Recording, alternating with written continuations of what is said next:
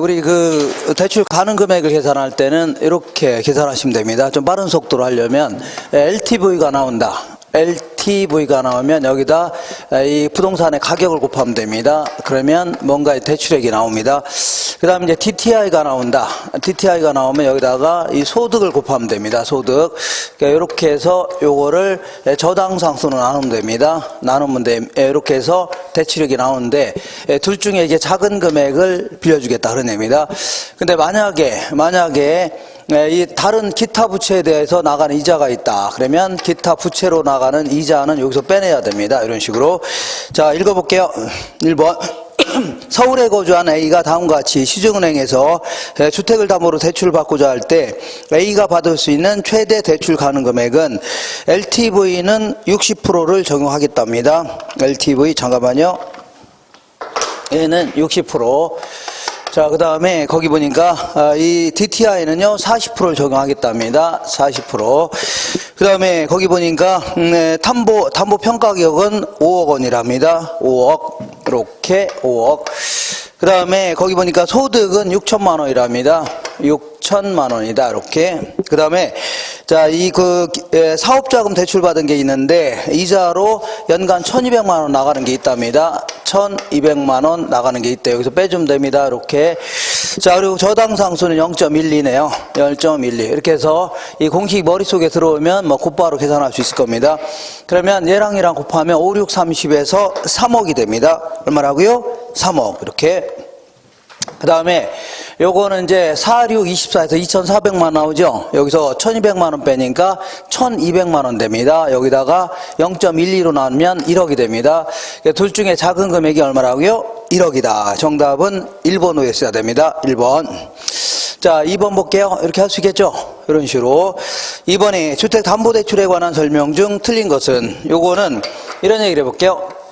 내가 1년에 이자를 1년에 한 번 받는다. 10,000원을. 자, 1년 이자가 10,000원이라면 10,000원 한꺼번에 이렇게 받을 수도 있지만 요거를 뭐 3개월에 한 번씩 쪼개서 받을 수도 있겠네요. 이렇게 1년 동안. 그래서 요때 얼마라고요? 2,500원. 요때 얼마라고요? 2,500원. 요때 얼마라고요? 2,500원. 2,500원. 이렇게 쪼개서 받을 수 있다면 자, 이 차입자 입장에서는 대출자 입장에서는 뭐가 더 유리하냐면 이렇게 받는 게 더 유리합니다. 왜냐하면 이 복리의 형태는 이자에 또 이자가 붙어야 안 붙어요? 복리가 뭐예요? 여기서 받은 이자 있죠? 여기 또 이자가 또 붙을 거 아닙니까? 그거 훨씬 더 많아지는 겁니다. 그러니까 1년에 한 번 받는 것보다는 쪼개서 여러 번에 걸쳐서 나누어 받는 게 더 유리합니다. 이렇게. 그래서 2번에 읽어볼게요. 주택담보대출에 관한 설명 중 틀린 것은 1번이 틀렸는데 연간 이자율이 같은 1년 만기 대출의 경우에 대출자는 기말에 한 번 이자를 받는 것이 기간 중 4회 나누어 받는 것보다는 유리한 게 아니라 뭐라고요? 불리하다 해줘야 돼요. 알겠죠? 불리하다. 그러니까 여러 번 나누어 받는 게 훨씬 더 유리합니다. 자, 그 다음에 오른쪽 3번 보겠습니다. 주택담보대출에 관한 설명으로 옳은 것은 자, 대출 비율이 높아질수록 그러니까 돈을 많이 빌려줄수록 은행 입장에서는 위험이 커지니까 주택담보대출의 금리는 낮아지는 게 아니라 높아진다. 2번 볼게요.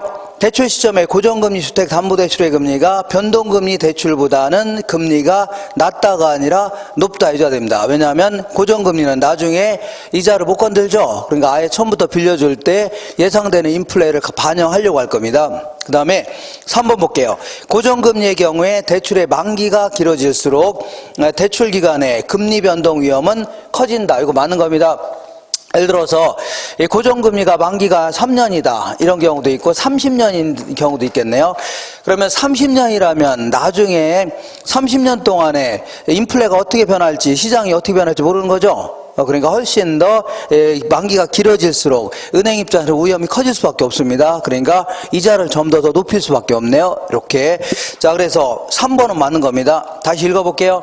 고정금리의 경우에 대출의 만기가 길어질수록 대출 간의 금리 변동 위험은 커진다는 얘기죠. 그러니까 이자율도 높을 수밖에 없는 겁니다. 무슨 얘기 하겠죠? 이렇게 하시고. 그 다음에 자, 4번 볼게요.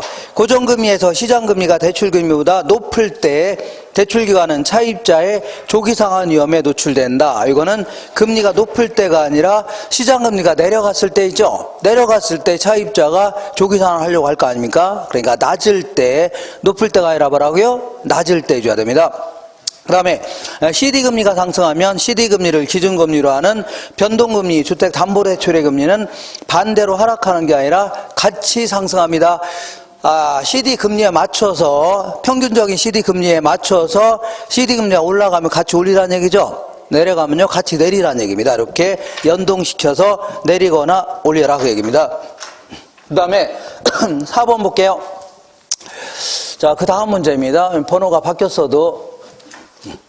자, 다음의 자료에 주택 저당 대출에 관한 설명 중 옳은 것은, 자, 대출 금리는 1억 2천인데 대출 금액은 매월 원금 균등 상환 방식입니다. 대출 만기는요 20년, 대출 이자는 10%로 고정금리입니다. 그러면 원금 균등의 경우에는 이렇게 먼저 매년 혹은 매월 갚을 원금액을 먼저 계산해야 됩니다. 이렇게. 그리고 항상 이자는 남은 금액에 대해서 이자가 붙는 겁니다. 남은 잔금에 대해서. 그러니까 1억 2천을 빌렸네요. 1억 2천을 빌렸는데 요걸 언제 20년 동안 갚기로 했습니다. 20년 동안 갚기로 했는데, 자, 요거는 매월 갚기로 했죠. 그러니까 1년은 몇 달로 돼 있어요? 어떤 사람은 뭐 10달 아닙니까? 이렇게 얘기하는데, 그거는 잘못된 생각입니다. 1년은 12달로 되어 있습니다. 이렇게. 자, 그래서 12를 곱해야 됩니다. 240개월로 나눠야 됩니다. 그러면요, 매달 50만원씩 납부합니다. 얼마씩 하고요? 50만원. 자, 그리고 이제 이자는 이제 첫 달 이자는 1억 2천에다가 곱하기, 이거 금리가 10%라고 했는데, 이 10%는 별 말이 없으면 연이자를 얘기합니다. 무슨 이자라고요? 연이자. 그렇기 때문에 요거를 원리자로 바꾸려면 12로 나눠야 됩니다. 나눠야 돼요. 그러면 요 계산하면, 이 계산할 때는 0.1 나누기 12 곱하기 1억 2천 해주면 됩니다. 그러면 100만 원 나옵니다. 얼마 나오고요? 100만 원. 자, 그럼 하나하나 알아볼게요. 1번에 첫 해 불입할 원리 금액은 100만 원이 아니라 150만 원입니다. 얼마라고요? 150만 원. 자, 2번에 볼게요. 시간이 지날수록 상환할 원금은 점점 감소하는 게 아니라 상환할 원금액은 매달 일정합니다. 어떻다고요? 매달 일정하다. 자, 세 번째 볼게요. 만약에 이게 원리금 균등상환 방식이라면 얘가 초기에 지불액이 가장 많습니다. 그 다음에요, 원리금 균등 체증시켜야 됩니다. 그러니까 만약에 원리금 균등상환 방식이라면 초기에 지불할 금액이 작습니다. 작아요. 한번 읽어볼게요. 원리금 균등상환 방식의 조건이라면 첫 해 원리금 지불액은 위의 조건보다는 크다가 아니라 뭐라고요? 작다 해줘야 됩니다. 작다. 그 다음에 위와 같은 조건일 경우에 대출 시점에 변동금리를 적용한다면 일반적으로 고정금리, 지금 이거는 고정금리인데 변동금리는 일반적으로 초기 약정금리가 낮습니다. 낮아요. 그러니까 만약에 변동금리를 적용한다면 이자율은 일반적으로 10%보다 높다가 아니라 뭐라고요? 낮다 해줘야 됩니다. 낮다. 5번 볼게요. 만약 점증상환 조건이라면 만기에 가까울수록 원리금 지불액은 위의 대출 조건보다는 많다. 이거 맞는 겁니다. 왜냐하면 점증상환은 처음에는 조금 갚고 나중에 갈수록 많이 갚는 거죠. 그러니까 5번이 맞는 겁니다. 지금 푸른 문제를 전부 다 이해를 한다면 상당히 웬만한 거 다 풀 수 있다고 이렇게 알고 있는 겁니다. 근데 요 내용을 무슨 얘기인지 잘 모르겠다. 그러면 아직은 공부가 약간 덜 돼 있는 상태입니다. 덜 돼 있는 상태예요. 한 장 넘겨볼게요. 5번 보겠습니다. 5번. 자, 점증상환, 원금균등, 원리금균등 세 가지의 대출 상환 방식 중에 가장 다음 질문에 적합한 방식은 첫 해 월 불입액이 가장 많은 대출 상환 방식은 원금균등입니다. 뭐라고요? 원금균등. 그 다음에 대출 상환 기간 동안에 총 납부액의 크기가 가장 작은 것은 어쨌거나 셋 다 원금 갚는 돈은 똑같습니다.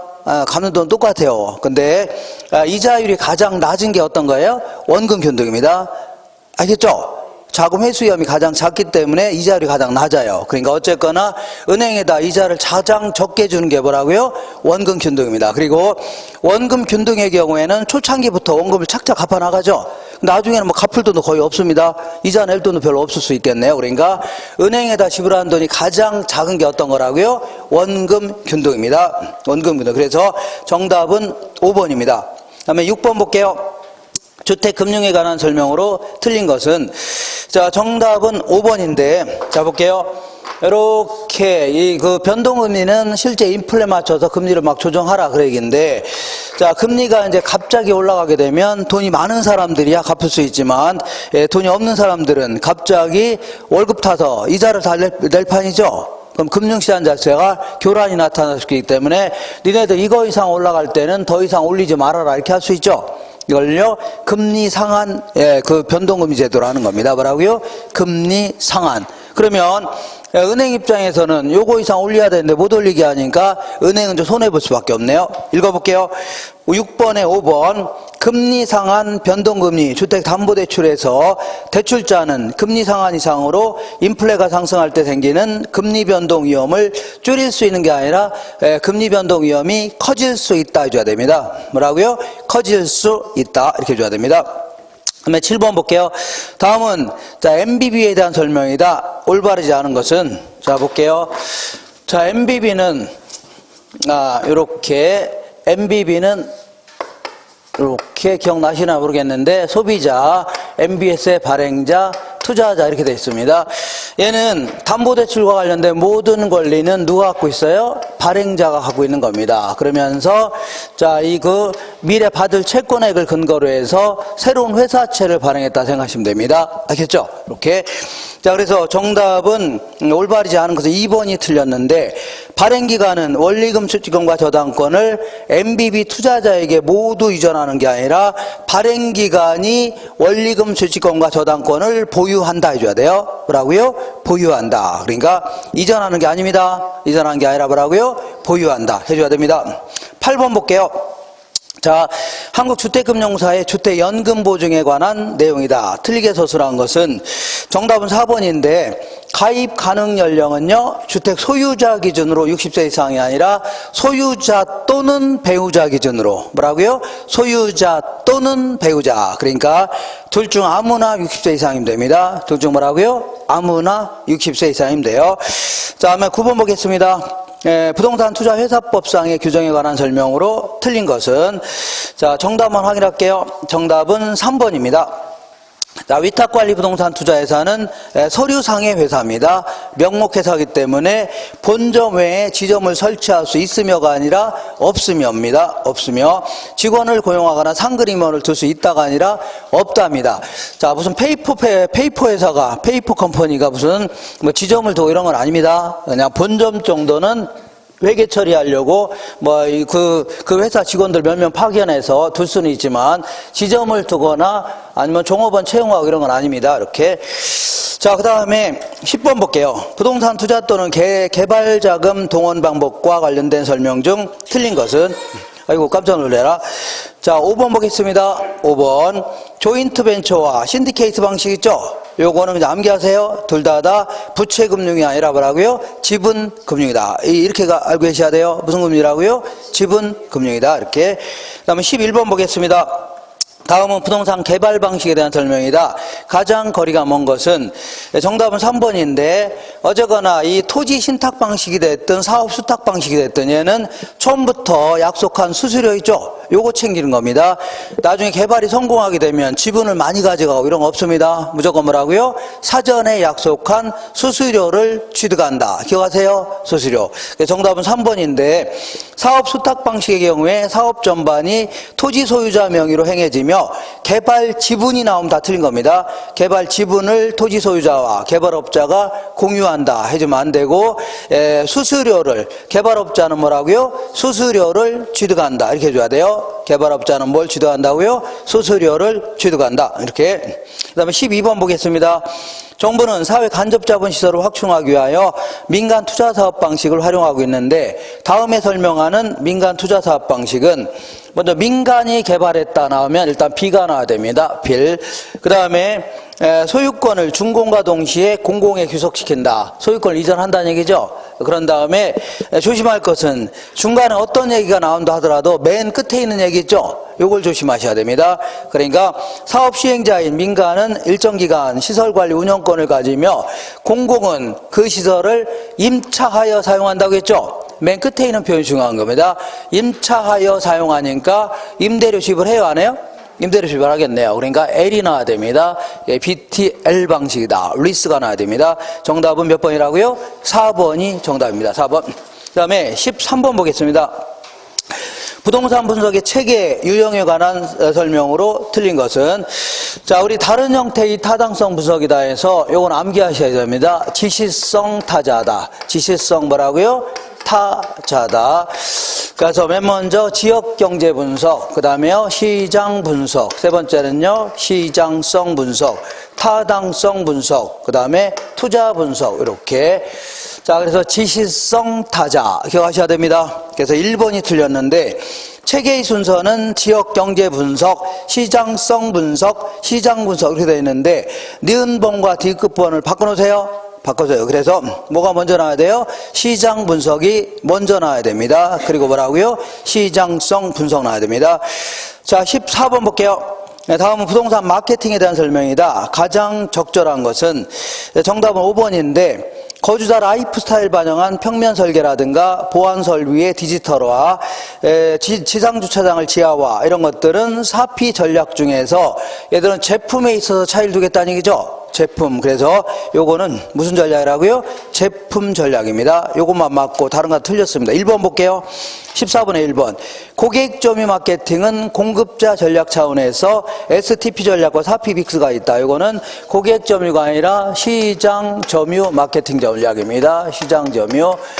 자, 2번 볼게요. 부동산 마케팅이 중시되는 이유는 종래의 구매자 주도 시장에서 공급자 주도 시장으로 의식 전환 때문이다. 구매자와 공급자 바꿔놓으세요. 공급자. 왜냐하면 옛날에 한 80년대만 하더라도 아파트 지었다간 다 팔렸습니다. 그냥. 그러니까 굳이 마케팅이 아주 필요하진 않았는데 근래 들어서는 안 팔린 게 수두룩하죠. 그러니까 구매자 주도 시장으로 바뀌었습니다. 시장 자체가. 세 번째, 관계 마케팅 전략은 구매 의사결정 과정에서 각 단계, 이런 표현 나오면 무조건요 관계 마케팅이 아니라 고객 점유 마케팅입니다. 뭐라고요?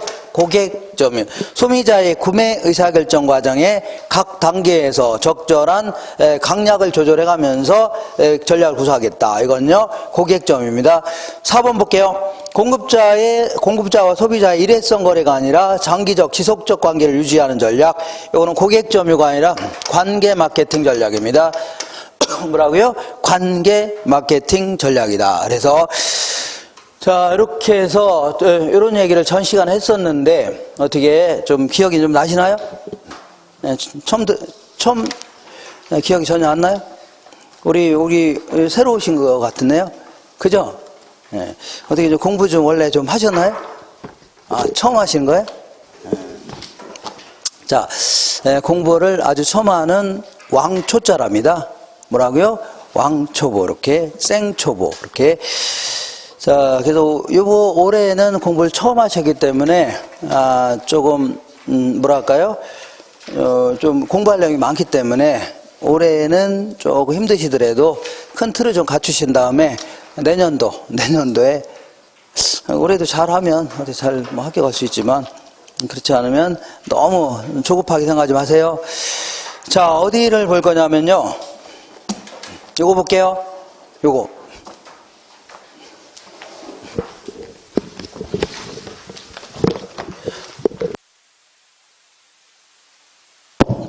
자, 오늘 감정평가로 마무리할 겁니다. 자, 157페이지 한번 볼게요. 157페이지. 자, 우리 같은 사람들은 가격이나 가치나 뭐 그놈이 그놈 같은데 이 감정평가 하시는 분들은 이걸 구분하고 있습니다. 구분해요. 그러니까 자, 1억짜리 물건을, 부동산을 9천만 원에 구입했다. 이렇게 치자. 이렇게.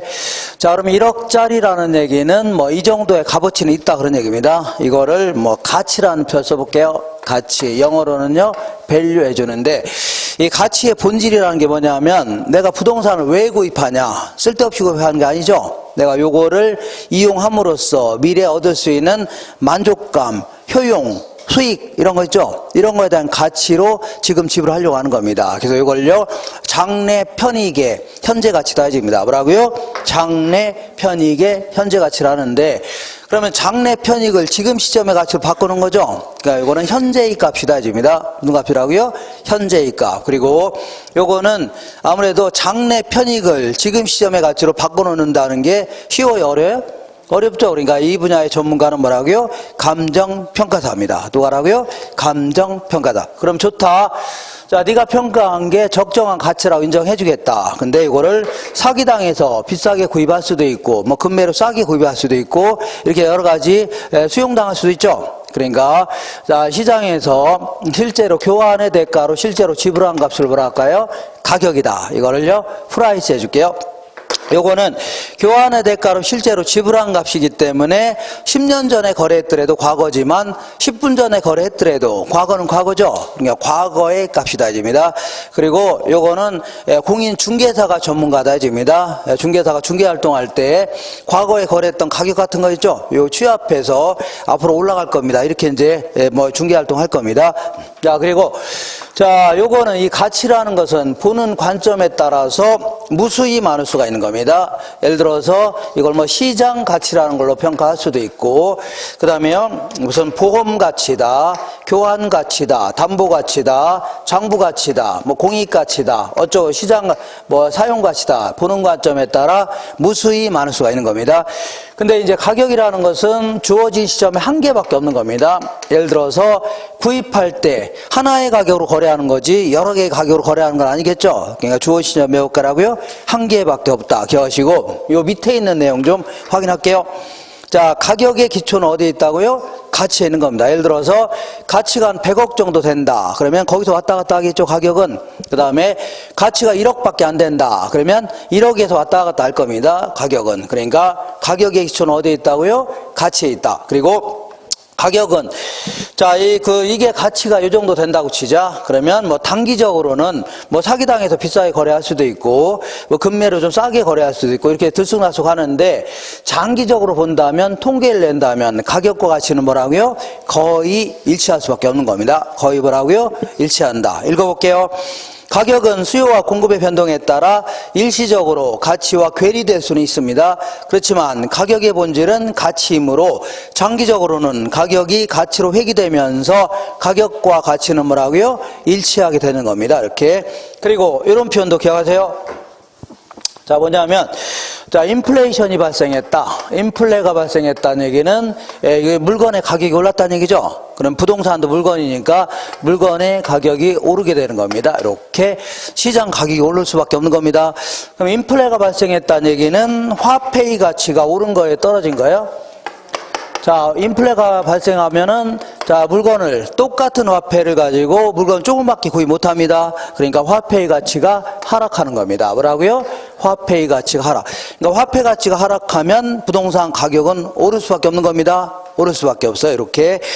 자, 그다음 그 밑에 부동산 가치의 특징이라고 해서 이 가치를 조금 세분화한다면 가치와 그리고 또한 이 용익에 대한 대가 있죠.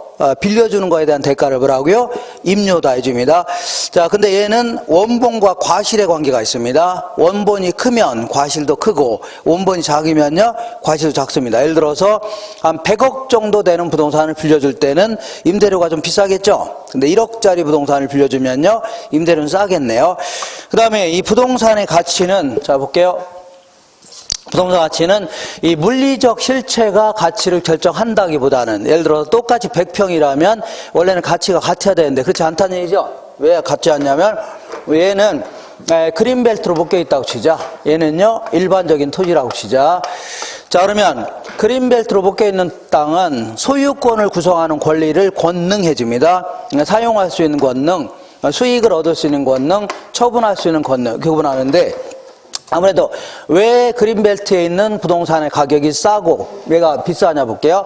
얘는 아무래도 얘는 사용이 제한돼 있죠. 수익성도 떨어지고 나중에 처분하기도 힘들죠. 이런 식으로 여러 가지 자, 이 소유권, 기타 권리, 이익에 제한이 따르거나 이익이 줄을 수밖에 없죠. 그러니까 가치가 작을 수밖에 없는 겁니다. 알겠죠? 그리고 자, 두 개 이상의 권리이익이 존재하는 경우에는 각각에 대해서도 가치가 결정됩니다. 이것도 무슨 얘기냐면 내가 이제 부동산 하나 갖고 있다. 그러면 소유권이라는 가치도 있겠죠. 근데 일부를 전세를 설정했다. 그러면 전세권이라는 가치도 있겠죠. 그러니까 하나의 부동산이라도 두 개 이상의 권리이익이 존재하는 경우에는 각각에 대해서도 다 뭐가 존재한다고요? 가치가 존재할 수 있는 겁니다. 그 다음에 내가 수박을 구입하는데 이렇게 내년도에 수박 가격이 오를 거로 예상돼서 미리 사놓고 이러진 않겠죠. 맥주 같은 거. 근데 우리 부동산은 영속성, 내구성 이런 것 때문에 먼 미래도 항상 내다보면서 결정하려고 합니다. 3년 뒤에 지하철이 들어올지 모른다 그러면 아파트만 구입하려고 하죠. 이런 걸요 장기적 배려에 형성된다 이렇게 표현합니다. 그 다음에 내가 이제 맥주를 구입하면서 무슨 사기당했다는 등, 카스 맥주 하나 구입하면서 정부에서 수용을 당했다는 등, 금매로 거래했다는 등, 이런 얘기를 들어봤어요? 거의 안 들어봤죠? 근데 이놈의 토지는 부동산마다 가격이 다 틀릴 수 있고, 지역마다 다 다를 수 있기 때문에, 때론 사기를 당했다는 등, 금매로 거래했다는 등, 정부에서 강압적으로 수용을 당했다는 등, 이런 거를요, 개별적인 동기라든가 특수한 사정이 개입될 여지가 많다 이집니다. 알겠죠? 많다. 그 다음에, 자, 똑같은, 아이파크 아파트가 딱 있는데, 자, 생긴 게 똑같다면 가치가 같아야 되는데 얘는 주변에 있는 다른 부동산과의 상호작용하에 가치가 결정됩니다. 예를 들어서 여기는 뭐라고요? 공동묘지가 있고 여기는 뭐가 있다고요? 근처에 여기는요? 여기는 지하철이 있다. 그럼 어떤 게 더 비싸요? 여기 더 비싸겠죠? 이런 식으로 주변에 있는 다른 부동산과의 뭐라고요? 상호작용하에 가치가 결정된다. 단도로 결정되는 거 아니죠? 자, 그러면 다시 한번 볼게요. 부동산의 가치는 보는 관점에 따라서 무수히 많을 수가 있는데, 자, 여러 가지 가치로 평가해 볼 수 있습니다. 뭐 시장 가치, 담보 가치 이렇게 하는데, 어쨌거나 시장 가치는 잠시 후에 하기로 하고, 자, 여기서 여러 가지 가치가 있는데, 여러 가지 가치는 듣는 순간 다 이해할 수가 있을 겁니다. 보험 가치는 뭐 보험료를 산정하기 위한 가치 아닙니까? 그죠? 근데 거기서 약간 좀 헷갈리는 게 사용 가치와 뭐가 있다고요? 교환 가치라고 있는데, 자, 사용 가치는 특정 용도로 사용할 때 가질 수 있는 어떤 주관적인 가치, 이걸 뭐라고요? 사용 가치라는 겁니다. 교환 가치는요, 어떤 주어진 시장에서 매도될 때 형성될 수 있는 가치 있죠? 이걸 뭐라고요? 교환 가치다 해줄게요. 그럼 그 밑에 도움을 볼게요. 예를 들어서 어떤 낡은 선풍기가 있다 치자. 어디에 가면은요, 선풍기는 선풍기인데 뭐라고 써있냐면 골드스타 이렇게 써 있습니다. 뭐라고 써 있다고요? 골드스타 못 들어봤나요? 이걸 금성 선풍기라는 겁니다. 뭐라고요? 이거 들어보셨나요? 네, 그런 게 있습니다. 그런 게 아직도 돌긴 돕니다. 이렇게 진짜입니다. 요거는 아무래도 사용 가치는 있겠죠? 근데 이걸 누가 팔려고 할 때 누가 사가나 이거? 고물상도 안 사갑니다. 이거 갖다 처분하기 힘들어서. 그러니까 얘네들은 아무래도 교환 가치는 낮지만 사용 가치는 어떻다고요? 높을 수는 있겠네요. 근데 500년 된 요광이 있다고 치자. 요광은 또 아시나요? 요광 옛날에 화장실이었습니다. 요광. 요거는 아무래도 요즘에 누가 사용합니까? 요광? 사용 가치는 거의 없을 겁니다. 그렇지만 인사동 이런 데 가면 500년 된 거는 요거는 아주 돈 좀 받을 수 있을 겁니다. 교환 가치는 높을 수도 있겠네요. 그죠? 뭔 얘기 하겠죠? 이렇게 하시고. 자, 그러면 자, 그러면 보는 관점에 따라 무수히 많을 수 있는데 도대체 그러면 어떤 형태로 평가하냐 그런 얘기입니다. 감정평가사는 그래서 원칙적으로는 시장 가치로 평가하는 게 원칙입니다. 부동산의 가치를 평가를 의뢰받은 감정평가사는 어떤 식으로 평가하라고요? 시장 가치로 평가하는 게 원칙입니다. 아시겠죠? 그러니까 이거 원칙이라는 얘기지 반드시 이걸로 평가하라는 건 아닙니다. 그러면 시장 가치는 뭐냐? 이거는 이제 옛날에는 정상 가격 이렇게 표현했습니다. 뭐라고요? 정상 가격. 그러니까 극히 정상적인 가치 있죠? 이걸로 평가하는 게 원칙입니다. 그럼 정상 가치가 뭐냐? 이거는 이제 이 5가지 조건을 갖춘 상태에서 거래가 이루어졌을 때 성립할 수 있다고 인정되는 값 있죠? 이거 뭐라고요? 시장 가치다. 그러니까 출거 당시통 해줄게요. 출거 뭐라고요? 당시통. 이렇게 해서 자, 이 5가지 일단은 출거 당시통 해줄게요. 일단 출품 기간이 합리적이어야 됩니다. 자, 예를 들어서 어떤 부동산을 시장에 내놨을 때 한두 달 내 정도는 충분히 팔릴 수 있다는 가정이 있어야 됩니다. 5년이 되도록 10년이 되도록 안 팔릴 가능성이 있다 그러면 시장가치 평가하면 안 됩니다. 다른 형태로 평가해야 돼요. 자, 두 번째는 거래의 자연성이다 해서 자, 금매라든가 정부에는 가감적 거래, 사기, 강박 이런 거 있죠? 이런 건 다 없다는 가정이 있어야 됩니다. 극히 자연적인 상태에서 거래가 이루어졌을 때 이걸 얘기합니다. 그다음에 세 번째는 당사자의 정통성이라고 해서 어떤 아파트가 이 매도자는 층간소음이 있다는 거 이거 알 겁니다. 근데 매수자가 모르고 거래한다면 그게 손해보고 거래할 수 있죠. 근데 그게 아니라는 얘기입니다. 매도자가 됐든 매수자가 됐든 부동산에 대한 내용을 정확히 알고 있다는 가정이 있어야 됩니다. 아시죠? 그 다음에 시장성이 좀 있어야 됩니다. 시장에서 빈번한 거래가 있어야지 교회라든가 관공서 이런 것들은 시장성이 없죠. 그러니까 시장 가치로 평가하면 돼야 한대요? 안 됩니다. 마지막으로 통상의 자유경쟁시장, 그러니까 자본주의 국가에서의 어떤 자유경쟁시장 있죠? 이런 걸 가정해야 되지 어떤 폐쇄적인 시장을 가정하면 안 됩니다. 이렇게. 자, 이렇게 해서 한 5가지 조건을 갖춘 상태에서 거래가 이루어졌을 때 성립할 수 있다고 인정되는 값, 이걸 뭘 한다고요? 이거를 시장가치다 해줍니다. 뭐라고요? 시장가치. 근데 반드시 시장 가치로만 평가해라. 그건 아닙니다. 얼마든지 다른 가치로 평가할 수 있는 겁니다. 오른쪽 볼게요.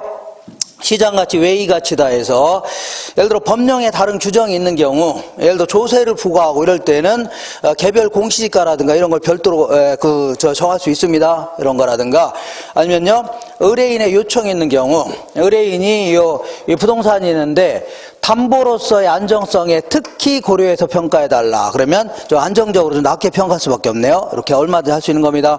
사회 통념상 필요한 경우, 보험회사 같은 경우는 보험료를 산정하기 위해서 사회 통념적으로 결정되는 어떤 가격 같은 거 있죠? 이런 게 있을 수가 있을 겁니다. 이게 평가할 수 있다는 얘기죠? 이렇게 하시면 돼요.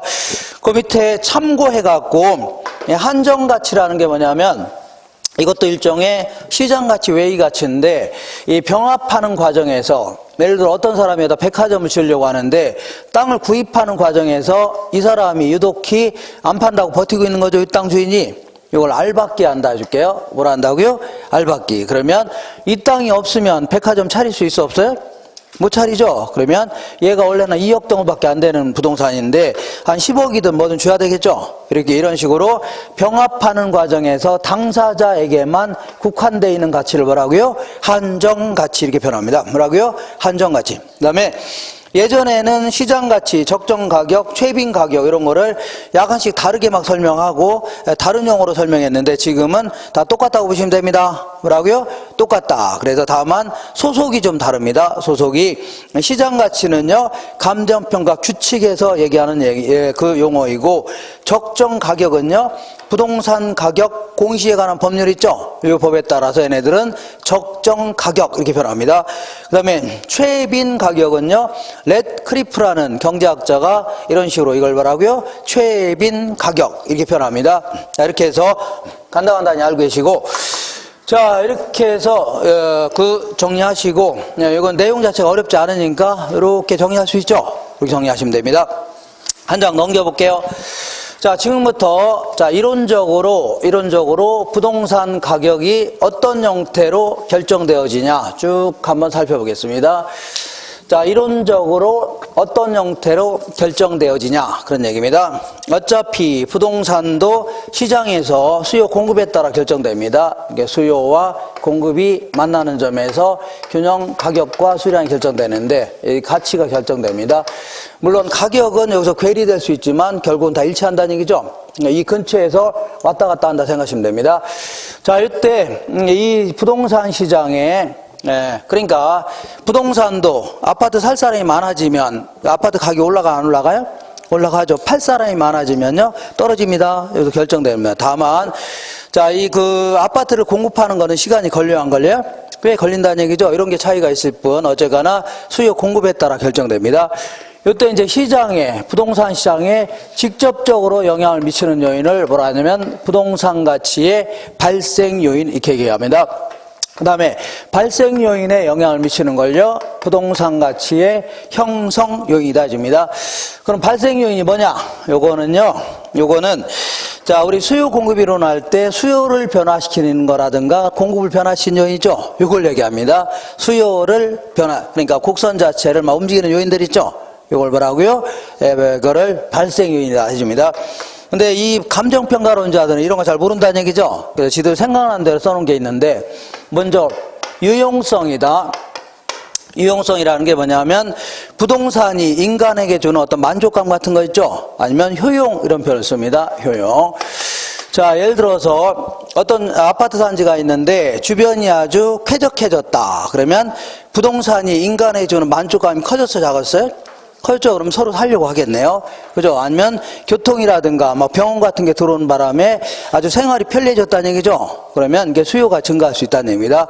상업용 부동산 같은 경우에는 돈이 많이 벌릴 것 같다는 얘기죠. 그러면 부동산이 인간에게 주는 만족감이 커지는 거죠. 그러면 이게 수요가 증가할 수 있다는 얘기입니다. 공장 같은 경우는 생산성이 좋아질 것 같다는 얘기죠. 그러면 수요는 증가할 수 있네요. 그러니까 얘네들은 이제 수요를 변화시킨다 이렇게 표현합니다. 그리고 이러한 수요는 반드시 유효 수요가 돼야 됩니다. 자, 돈을 가지고 있으면 뭐 사겠다 해야 되지. 무턱대고 산다고 하면 안 되겠죠. 그래서 이걸요, 유효 수요다. 아저씨 뭐 하는 거예요, 지금? 수요를 결정하는 거니까 이렇게 해주면 되겠네요.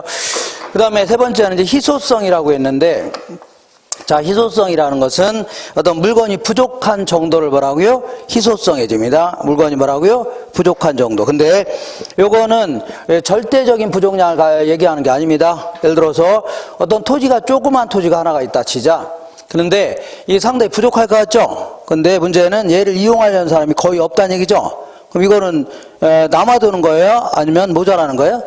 남아도는 거 아닙니까? 그러니까 근데 이렇게 큰 땅이 있다. 이건 남아돌 것 같은데 문제는 이걸 이용하려는 사람이 이렇게 많다는 얘기죠. 그럼 이것도 부족하네요. 그러니까 무턱대고 절대적인 크기, 절대적인 양만 가지고 따지면 안 되고 수요에 비해서 어느 정도 부족하냐 있죠. 이걸 뭐라고요? 상대적 희소성이라는 겁니다. 뭐라고요? 상대적 희소성. 자, 그래서 요거는 이제 시장에 공급할 수 있는 양을 결정해 주기 때문에 공급을 결정한다 해줍니다. 자, 그리고 마지막으로 하나 정도 더 한다면 이전성이라고 해서 요거는요, 물리적인 실체가 옮겨 다닌다. 그게 아니라 권리의 이전 정도가 어느 정도 자유롭냐 있죠. 이걸 뭐라고요? 이전성이라는 겁니다. 예를 들어서 어떤 아파트는 2년 동안은 못 팔게 한다는 얘기죠. 전매를. 그러면 팔 수 있어 없어요? 못 파는 거 아닙니까? 아유, 이전이 불가능하네요. 공급에 영향을 줄 수 있다 이겁니다. 이런 식으로 이 부동산 학자들, 특히 감정평가론자들은 이렇게 수요 공급의 변화 요인을 이렇게 설명합니다. 이렇게. 자, 그 다음에 이번에는 발생 요인에 영향을 주는 요인을 뭐라고요? 형성 요인 해줍니다. 뭐라고요? 형성 요인. 그래서 우리나라 지도가 이렇게 돼 있다고 치자. 이렇게. 그리고 우리가 이제 공부하는 데가 이 정도 된다. 그리고 이렇게 우리 동네에 있을 겁니다. 우리 공부하는 동네. 자, 먼저 우리나라 전체에 다 영향을 주는 요인, 이거 뭐라고요? 일반적 재요인 해줍니다. 자, 그러니까 엊그저께 이제 그 트럼프하고 남미 그 정상들이 만났죠. 이런 것들은 우리나라 전체 다 영향을 줄 수가 있는 겁니다. 부동산이라든가 이런 거. 우리나라 전체의 모든 부동산에 대해서는 양도세를 중과세하기로 했다. 그러면 이건 다 영향을 주는 거죠. 이런 거 뭐라고요? 일반적 재요인이다. 전쟁이 날 것 같다. 이런 거 다 뭐라고요? 일반적 재요인이다. 그 다음에 요 지역에만 영향을 주는 걸요, 지역 요인이라는 겁니다. 요 지역. 자, 요 지역이 원래 지하철이 없었는데 지하철이 이쪽으로 통과하기로 했다든가, 뭐 GTX가 이쪽으로 통과하기로 했다. 이런 걸 다 뭐라고요? 요 지역에만 영향을 주는 거 아닙니까? 요 지역. 그죠?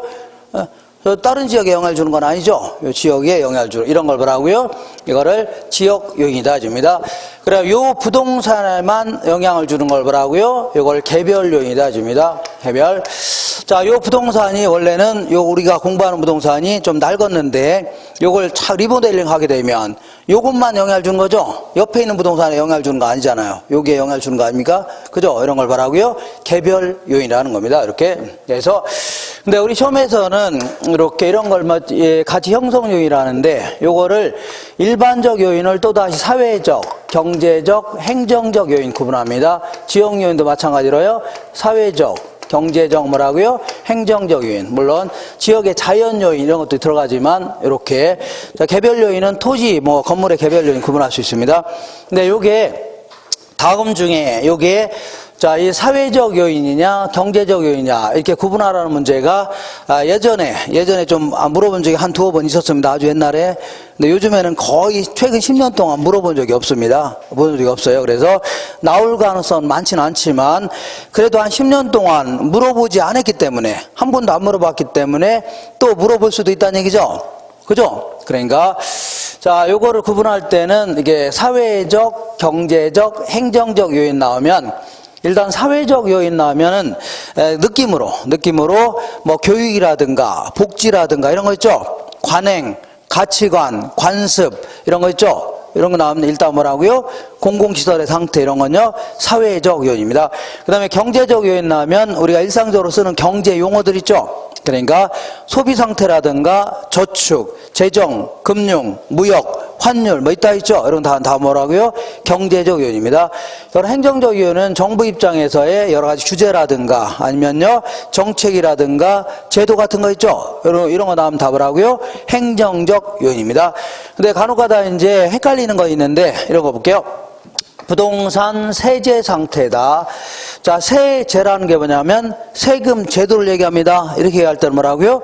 행정적 요인입니다. 근데 세 부담의 상태다. 이거는 똑같은 세금 제도를 하더라도 지역별로, 개인별로 부담 정도는 달라질 수가 있는 겁니다. 이거는 이제 경제적 이익 측면을 강조하기 때문에 이걸 뭐라고요? 경제적 요인 쪽에 집어넣어야 됩니다. 간혹가다 헷갈리는 게 뭐 교통 체계가 바뀌었다든가 아니면요 산업 기술이 산업 구조가 바뀌었다든가 기술의 혁신이 있었다든가 이런 다 뭐라고요? 경제적 요인이다. 이렇게 정리하셔야 돼요. 무슨 요인이라고요? 경제적 요인이다. 자, 우리 이 책 갖고 오셨나요? 책에 한 문제 정도만 풀어볼게요. 365페이지 보겠습니다. 300 몇 페이지라고요? 65페이지. 자, 그리고 그 7월 달부터는 요거 있죠, 요 책 있죠? 요 책을 처음부터까지 다 풀 거니까 이거 갖고 오세요. 요것만 해도 충분합니다. 충분해요. 그러니까 요걸로 할 겁니다. 다른 민법하고 학계론 요걸로 할 겁니다. 그리고 2차는 무슨 여기 뭐 메가랜드에서 나온 책이죠. 그걸로 하는지 뭐 잘 모르겠는데 어쨌거나 1차는 요걸로 할 겁니다. 갖고 오세요. 요걸로 하세요. 들고 다니세요. 이렇게. 자, 빼놓지 않고 전부 다 할 거니까 처음부터 어디를 볼 거냐면요. 365페이지